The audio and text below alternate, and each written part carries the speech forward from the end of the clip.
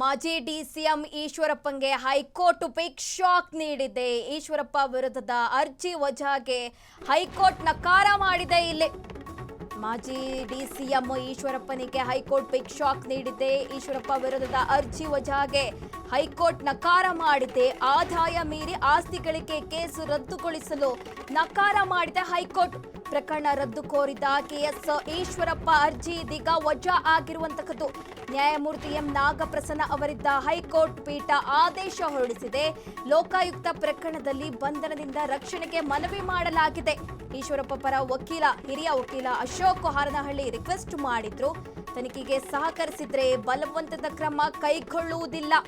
ಹೈಕೋರ್ಟ್ಗೆ ಲೋಕಾಯುಕ್ತ ಎಸ್ಪಿಪಿ ವೆಂಕಟೇಶ್ ಅರಬಟ್ಟಿ ಹೇಳಿರುವಂತಹದ್ದು. ಪ್ರಕರಣ ರದ್ದು ಕೋರಿದ ಅರ್ಜಿ ಇದೀಗ ಹೈಕೋರ್ಟ್ ವಜಾಗೊಳಿಸಿದೆ.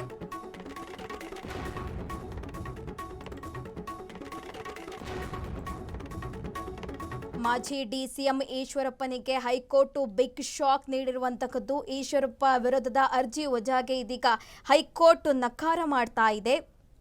ಇದೀಗ ಅವರಿಗೆ ಬಿಗ್ ಶಾಕ್ ಎದುರಾಗಿರುವಂತಹದ್ದು. ಆದಾಯ ಮೀರಿ ಆಸ್ತಿ ಗಳಿಕೆ ಕೇಸು ರದ್ದುಗೊಳಿಸಲು ನಕಾರ ಮಾಡ್ತಾ ಇದೆ ಹೈಕೋರ್ಟ್. ಇಲ್ಲಿ ಪ್ರಕರಣ ರದ್ದು ಕೋರಿ ಕೆಎಸ್ ಈಶ್ವರಪ್ಪ ಅರ್ಜಿ ಸಲ್ಲಿಸಿದ್ರು. ಈ ಅರ್ಜಿ ಇದೀಗ ವಜಾ ಆಗಿದೆ.